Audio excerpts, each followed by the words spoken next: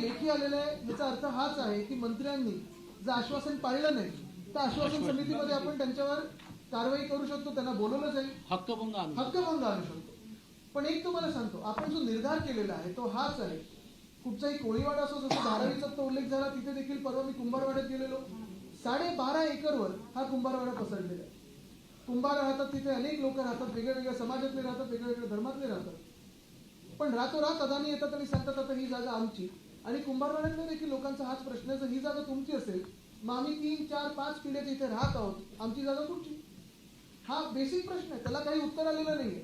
आणि तिथे देखील आपण लढा असंच देतोय. हा लढा आपल्या मुंबईचा आहे, तिथे देखील हा लढा आपण सुरू केलेला आहे की जर आम्हाला माहित नसेल आम्हाला काय मिळत आहे तर आम्ही इथून हलणार नाही, ही जागा आमची आहे. तशीच भूमिका आपण इथे घेतलेली आहे. कृष्णजी, तुम्ही जो पीपी ऍक्ट बद्दल सांगितलं, पब्लिक प्रिमेन्स आहे, मला आठवतं अरविंद सावंत साहेब जेव्हा त्यांच्या पहिल्या निवडणुकीला सामोरे जात होते 2014, तेव्हा इथेच कोलाब्यामध्ये अनेक रहिवासी, मग ते वेगळ्या हायराईज मधले असतील, मोठ्या वेगळ्या इमारतींमधले असतील, वेगळ्या स्तरातले रहिवासी येऊन एकच सांगायचे की हा पीपी ऍक्टची दादागिरी बंद करा. तेव्हा आपल्याला भाजपने सांगितलं होतं आपलं सरकार आलं की आपण करून घेऊ, आपलंच सरकार येतं, असं अनेक गोष्टी भाजपने सांगितल्या होत्या. त्याचं पाहता 11 वर्ष झाली, अच्छे दिन कब आएंगे हे माहिती नाही.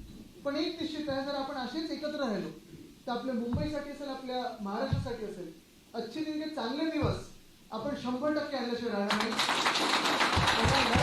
आपण जिंकण्याची एक होणार. धन्यवाद. जय हिंद, जय महाराष्ट्र.